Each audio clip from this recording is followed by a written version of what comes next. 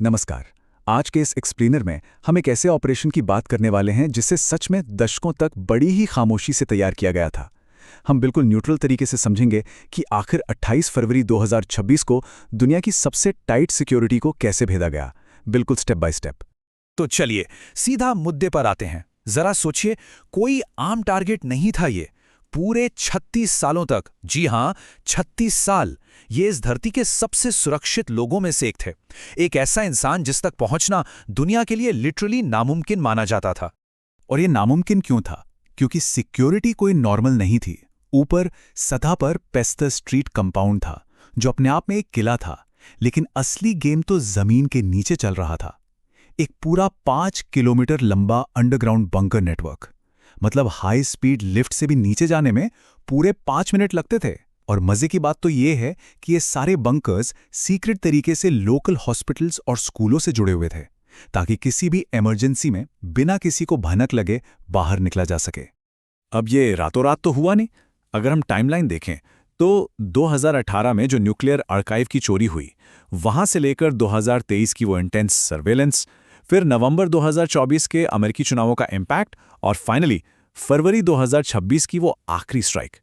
ये 8 साल का जो लंबा सफर है ना, ये साफ दिखाता है कि कैसे सिर्फ न्यूक्लियर साइट्स पर बम गिराने की जो पुरानी स्ट्रैटेजी थी, वो धीरे धीरे सीधे टॉप लीडरशिप को टारगेट करने में बदल गई। तो चलिए सबसे पहले बात करते हैं द स्ट्रेटेजिक शिफ्ट, यानी उस रणनीतिक बदलाव की। आखिर ये शिफ्ट आया कैसे? ये शुरुआत होती है 2018 से।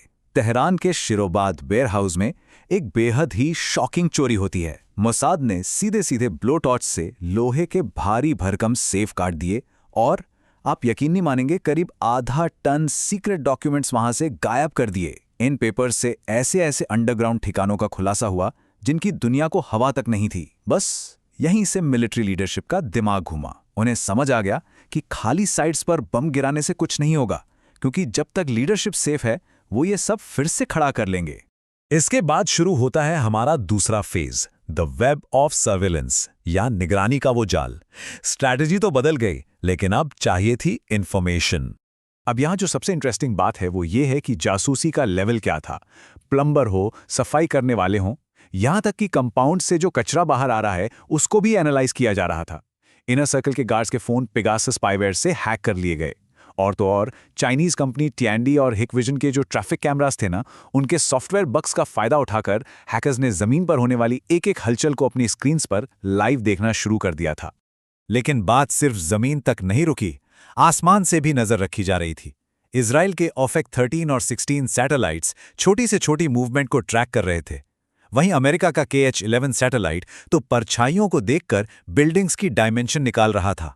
और सबसे ऊपर था ओरायन सैटेलाइट। जो भी सिग्नल्स और कॉल्स इंटरसेप्ट होते, वो सीधे ऑस्ट्रेलिया के पाइन गैप में मौजूद एक सीक्रेट मिलिट्री बेस पर प्रोसेस किए जाते थे। सिक्योरिटी टीम भी कोई बेवकूफ़ नहीं थी। उन्हें खतरे का पूरा अंदाजा था और उनके काउंटर मेजर्स सच में एक्सट्रीम थे। मतलब अगर कोई वीआईपी आ रहा है, यहाँ तक कि सुप्रीम नेशनल सिक्योरिटी काउंसिल के सचिव भी, तो उन्हें भी बंकर में आंखों पर पट्टी बांधकर लाया जाता था। कोई फ़ोन, कोई इलेक्ट्रॉनिक डिवाइस अंदर नहीं जा सकता था। और सैटेलाइट्स की नज़र से बचने के लिए क्या किया? उन्होंने पूरे कंपाउंड को एक फाइबर ऑप्टिक केबल नेटवर्क से जोड़ दिया, ताकि कोई सिग्नल बाहर जा ही नहीं। आप जरा इस नंबर पर गौर कीजिए, 90। डेटा इतना ज्यादा था कि कोई इंसान इसे मैन्युअली चेक ही नहीं कर सकता था। तो यहां एंट्री होती है एआई की। पेंटागन के मेविन एआई सिस्टम ने लाखों डेटा पॉइंट्स को प्रोसेस करने में सिर्फ और सिर्फ 90 मिनट लगाए। ड्राइवर्स की शिफ्ट कब बदल रही है, टारगेट के चलने का तरीका कैसा है, हर चीज को 98.7% की सटीकता के साथ एनालाइज किया गया। ये अपने आप में माइंड ब्लोइंग है। अब आते हैं अगले हिस्से पर, द पॉलिटिकल कैटलिस्ट। क्योंकि देखिए, बिना एक सॉलिड इंटरनेशनल बैकिंग के इतनी बड़ी मिलिट्री स्ट्राइक करना पॉसिबल ही नहीं था। अगर हम जियोपॉलिटिक्स की बात करें तो अप्रैल और अक्टूबर 2024 के बीच अमेरिका ने सीधे पलटवार करने पर रोक लगा रखी थी, लेकिन फिर सिचुएशन अचानक से पलटी। नवंबर 2024 में ट्रंप इलेक्शन जीत जाते हैं और उनके पीछे मरियम एडेल्सन जैसे प्रो इजराइल डोनर्स का भारी सपोर्ट था। कई एक्सपर्ट्स मानते हैं कि इसी पॉलिटिकल शिफ्ट की वजह से नवंबर 2025 में वो माहौल बना जब फाइनली डिसाइड किया गया कि 2026 के फर्स्ट क्वार्टर में ये स्ट्राइक की जाएगी।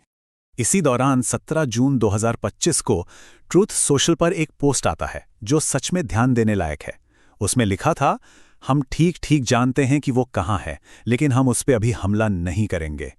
ये वो टाइम था जब ऑपरेशन राइजिंग लाइन चल रहा था और टारगेट लावीजान के डीप बंकर में मौजूद था। इस पोस्ट ने पब्लिकली साबित कर दिया कि हमलावर सिर्फ हवा में तीर नहीं चला रहे थे, उनके पास एकदम लाइव और एक्यूरेट कोऑर्डिनेट्स मौजूद थे। अब हम पहुंचते हैं इस पूरी कहानी के क्लाइमैक्स पर, द एग्जीक्यूशन। यहां से चीजें मिनट दर मिनट आगे बढ़ती हैं। तो यहाँ जो सबसे क्रूशियल पॉइंट है वो ये है कि एक अचानक हुए बदलाव ने सब कुछ पलट कर रख दिया। 27 फरवरी 2026 को एक बिल्कुल ताज़ा खुफिया जानकारी मिलती है। पता चलता है कि टॉप 40 अधिकारियों की जो मीटिंग उस गहरे बंकर में होनी थी, वो अब सुबह के वक्त जमीन के ऊपर वाले पेस्टर स्ट्रीट कंपाउंड में होगी। ये एक इतनी बड़ी और घातक चूक थी जिसने उस अभेद्य सुरक्षा चक्र को पूरी तरह से खोल कर रख दिया। और फिर जो एक्शन शुरू हुआ वो किसी हॉलीवुड मूवी से कम नहीं था। जैसे ही F-35 और F-15 जेट्स ने एयर स्पेस में एंट्री ली, एक के बाद एक सटीक हमलों से एयर डिफेंस को न्यूट्रलाइज किया गया। सबसे पहले सप्लाई चेन में सालों से छुपे मैलवेयर को ऑन करके बवार 373 और S-300 रेडार्स को पूरी तरह ब्लाइंड कर दिया गया। फिर अमेरिकी EA-18G ग्रोलर्स ने इलेक्ट्रोमैग्नेटिक जैमिंग शुरू की और फाइनली जो ड्रोन्स पहले से ही स्मगल करके वहां छुपाए गए थे, उन्होंने फिजिकल रूप से बैटरी नेटवर्क को उड़ाकर रख दिया। ठीक सुबह 9:40 आसमान से 30 से भी ज्यादा ब्लू स्पैरो मिसाइलें ड्रॉप की गईं। ये मिसाइलें नॉर्मल नहीं होती। ये पहले तो वायुमंडल से बाहर जाती हैं और फिर हाइपरसोनिक स्पीड से वापस नीचे आती हैं। मतलब पलक झपकते ही सब खत्म। इंटेलिजेंस इतनी सटीक थी कि इन मिसाइलों ने अपना काम 100% एक्यूरेसी के साथ पूरा किया। इसके बाद आता है हमारा अगला section, the aftermath. Physical strike तो हो गई, लेकिन इसके बाद जो मनोवैज्ञानिक युद्ध शुरू हुआ, चलिए उसे समझते हैं। जरा सोचिए, स्ट्राइक के महज 12 मिनट बाद लाखों आम नागरिकों के फोन पर एक पुश नोटिफिकेशन आता है, एक हैक किए हुए सबा प्रेयर ऐप के जरिए। उस नोटिफिकेशन में बस इतना लिखा था, मदद पहुंच चुकी है। यह सच में टेक्नोलॉजी का एक खौफनाक प्रदर्शन था। और बात यहीं खत्म नहीं हुई। इसी ऐप के जरिए सेना को सीधे सरेंडर करने के ऑर्डर्स भी भेजे गए। आप इमेजिन कर सकते हैं कि वहां कैसा पैनिक फैल गया होगा। हमले के तुरंत बाद चारों तरफ अफरा तफरी मची हुई थी। वो जो टॉप 40 अधिकारी थे वो ऑन द स्पॉट मारे गए। सिर्फ मोजतबा खामेनेई किसी तरह बच गए, क्योंकि वो मीटिंग से थोड़ा पहले ही बाहर निकल गए थे। इससे एक बहुत बड़ा लीडरशिप वैक्यूम क्रिएट हो गया और डर का आलम यह था कि दूसरे हवाई हमले के खौफ से अंतिम संस्कार तक को टालना पड़ा। यहां तक कि बॉडी को डीप फ्रीज में रखना पड़ा ताकि भीड़ जमा ना हो और कोई दूसरा अटैक ना हो जाए। अब आते हैं हमारे आखिरी हिस्से पर, द लिंगरिंग मिस्ट्री।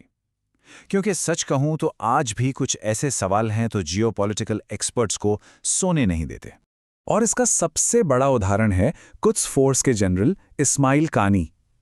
ये पूरी सिचुएशन इतनी अजीब है ना। ये इंसान इससे पहले भी 9 ऐसे ही हमलों में अकेला जिंदा बचा था और इस स्ट्राइक के बाद ईरानी एजेंसियों ने खुद उन्हें गिरफ्तार कर लिया। जबकि दूसरी तरफ मोसाद ने पब्लिकली इस बात से साफ इनकार कर दिया कि कानी उनके कोई एजेंट थे। ये हालात इतने रहस्यमयी हैं कि आज भी कई तरह की थ्योरीज को हवा देते हैं। तो इस एक्सप्लेनर के अंत में एक बहुत ही बड़ा सवाल हमारे सामने खड़ा होता है। जब सब कुछ बंकर में होना था तो ऐन मौके पर मीटिंग का जमीन के ऊपर शिफ्ट होना, क्या इतने अहम इनर सर्कल में कोई टॉप लेवल का जासूस बैठा था?